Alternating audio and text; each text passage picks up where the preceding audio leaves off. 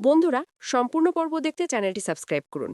ঋষির বদনাম মুছতে শঙ্খর বিরুদ্ধে প্রমাণ জোগাড় করল উজি। সম্পূর্ণ জানতে ভিডিওটিতে একটি লাইক করে দেখতে থাকো।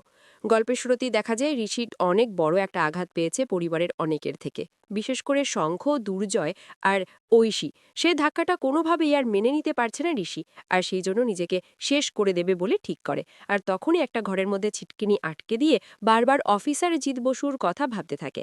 অফিসার জিৎ বসু বলেছিল হরিপ্রসাদ মিত্র জমি বিক্রি টাকাটা পায়নি বলেই বড় মেয়ের বিয়ে দিতে পারেনি, আর বিয়ের আসরেই উনি হার্ট অ্যাটাক করে মারা যাচ্ছেন। এই কথাটা কোনোভাবেই মেনে নিতে পারছে না ঋষি, আর ভাবে এইরকমভাবে একজন মারা গেলা জাস্ট ভাবা যাচ্ছে না, শুধুমাত্র আমার ভুলের জন্য। আমি যদি ওনাকে টাকাটা নিজের হাতে দিতাম তাহলে হয়তো আজকের দিনে দাঁড়িয়ে এত বড় একটা সমস্যা থাকতো না। সবকিছু হয়েছে আমার জন্য, অনেক বড় অন্যায় করেছি আমি। এর মাঝখানে উজি এসে বলে, দরজা খুলুন ঋষিবাবু, কি করছেন কি আপনি? আপনার কি মাথাটা খারাপ হয়ে গেছে? তখনই ঋষি বলে, না, আমার মাথা খারাপ হয়নি। আজকে আমার পরিবারের লোকজন কেউই আমার কথা বিশ্বাস করলো না, ভরসা করলো কি আমি থাকবো? আমার পরিবারের লোকজন আমাকেই অবিশ্বাস করছে। আমি আগেও বলেছি, এখনো বলছি যে আমি কোনো অন্যায় করিনি, আমি কোনো অন্যায়কে সাপোর্ট করি না, কিন্তু সবাই বলছে আমি নাকি অন্যায় করেছি। এরপর উজি বলে, আমি জানি আপনি কখনোই কোনো অন্যায় করতে পারেন না, সবাই আপনাকে বিশ্বাস করে। এরপরেই ঋষির বাবা বলে, ঋষি, মুখ ফসকে না হয় দুটো কথা বলেই ফেলেছি, তাই বলে তুই এত অভিমান করবি? এর মধ্যেই সুভাদেবী বলে, ঋষি, দরজা খোল, ভালো হবে না বলছি কিন্তু, হ্যাঁ, তুই যদি নিজের পুরে কোনো ভুলভাল কিছু করিস তাহলে কিন্তু তোর মাও শেষ হয়ে যাবে, এই কথাটা ভালো করে মাথায় ঢুকিয়ে নে। ঋষি বলে, মা, আমি কোনো অন্যায় না করেও ফেসে গেলাম, কি অপরাধ করেছিলাম আমি? শঙ্খদার মেসমশাইকে বিশ্বাস করার ফল এইভাবে পেলাম। তখন কাকাই বলে, শোন ঋষি, তুই শুধু বেরিয়ে আয়, তারপর দেখ আমরা সঠিক তদন্ত করবো, এই টেস্টার কেউ ধামাচাপা দিতে পারবে না কিছু। ঐশী তখন বলে, ভাই তুই একবার বেরিয়ে তো আয়। এরপরে উজি বলে, কিছু মনে করবেন না, আপনি এখান থেকে যান, আপনার হাজবেন্ডকে নিয়ে। শঙ্খদার, তুমি এখানে থেকো না। তখন ঐশী বলে, তোমার স্পটটা থেকে আমি অবাক হয়ে যাচ্ছি, যদি আমার ভাইকে আমি ডাকছি আর তুমি এখানে দাঁড়িয়ে দাঁড়িয়ে বাধা দিচ্ছ আমাকে। তখন ঐশী বলে, আমি কিন্তু তোমায় ছাড়বো না।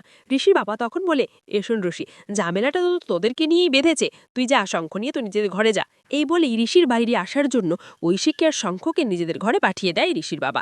এরপর ঋষি দরজা খুলে বেরিয়ে আসে। তখনই ঐশীর কথায় বারবার ভাগছিল সুভাদেবী, আর বলে, ঐশী আর দুর্জয় আর শঙ্খ যাই বলুক না কেন, আমরা তোকে বিশ্বাস করি, তুই কষ্ট নিজের কোনো ক্ষতি করবি না। আরে আবার তোর বউ আছে, যদি ঠিক প্রমাণ করে দেবে। এর মধ্যে কাকাই বলে, ঋষি, কারোর মুখের কোনো কথাই আমরা বিশ্বাস করছি না, এটা সত্যি কথা, কিন্তু তুই আমাদের ঘরের ছেলে, তোকে এত বড় অবিশ্বাসের মুখে ফেলি কি করে? আমরা যাই বলি না কেন, এখন আমরা সবটা তদন্ত করব, তারপর দেখবি দেখে ওদের কুকীর্তি তাই সামনে চলে আসবে, তুই শুধু একটু সময় দে আমাদেরকে। এর মাঝখানে ভানু ঘুমাচ্ছিল, তখনই চলে এসছে ভানুর ঘরে নিশা, আর দেখে সামনে সমস্ত ছবিগুলো টানানো রয়েছে। আর দূরে, কি করেছিস সেগুলো তুলি? তুই তখন মিথ্যা কথা বললি কেন? তোকে যখন জিজ্ঞেস করলাম ছবিগুলো আছে কিনা, তুই কি বলি? না, সব ছবি নষ্ট হয়ে গেছে, তার একটা প্রবাদ দেয় না রে। এই বলে ভানুর উপর প্রচন্ড রেগে যায়। আর মনে মনে নিশা বলে, সব কটা একই রকম, কেউ আমার সাথে থাকলো না। এরপর ভানুকে বেধর মার মারতে শুরু করে। ভানু তখন বলে, যা করেছি বেশ করেছি। নিশা বলে, তার মানে তুই উজের বাড়ি তুই ছবিটা পাঠিয়েছিলিস, আর তারপর অফিসার জিৎ বসুর বাড়িতেও ছবিটা পাঠিয়েছিস কেন? তুই জানিস না আমরা কত বড় একটা প্ল্যানের মধ্যে রয়েছি? এখন তো এই জিৎ বসু সবটা জেনে গেল, এবার তো আমাদেরকে ধরে নেবে, কি করব আমি তখন? ধানু বলে, আমি চেয়েছিলাম একটুর ঝামেলা শেষ হোক, অনেক হয়েছে, বারবার এই ঝামেলা আমার আর সহ্য হচ্ছিল না, তাই ভেবেছিলাম। আর শোন, আমি না তোকে ভালোবাসি, অফিসার জিতবো সুযোগে যতই তোলার প্ল্যান করুক না কেন, আমি তোকে ভালোবাসি, আমি তোকে কারোর হতে দেব না।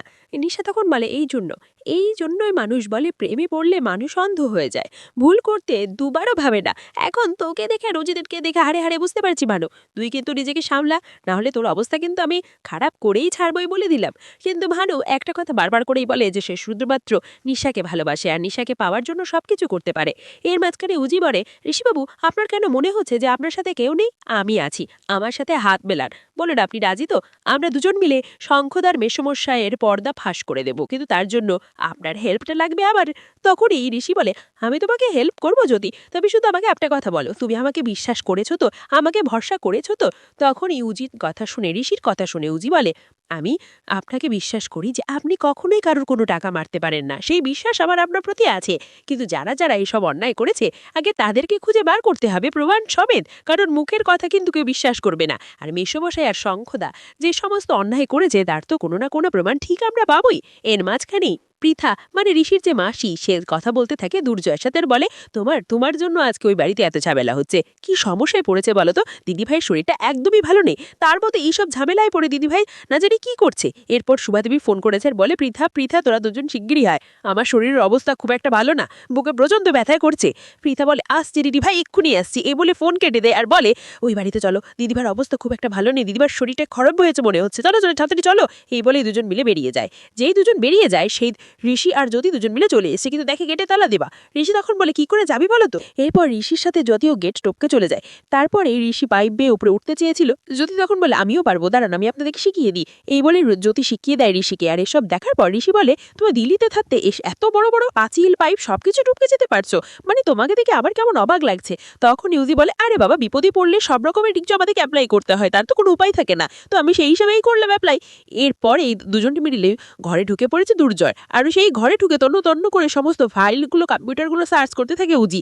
আর শঙ্কর দেখা যায় যে সবসময় একটা কথাই ভাবছিল ঋষি, যেভাবেই হোক সত্যিটা খুঁজে বার করতে হবে, শঙ্খ আর বেশ্যামশাহারি যে অন্যায় করেছে তার বিরুদ্ধে প্রমাণ জোগাড় করতে হবে। আর বলতে না বলতেই জ্যোতি একটা বড়সড় প্রমাণ পেয়ে গেছে, আর সেটা ঋষিকে দেখাতে ঋষি চমকে দেয়।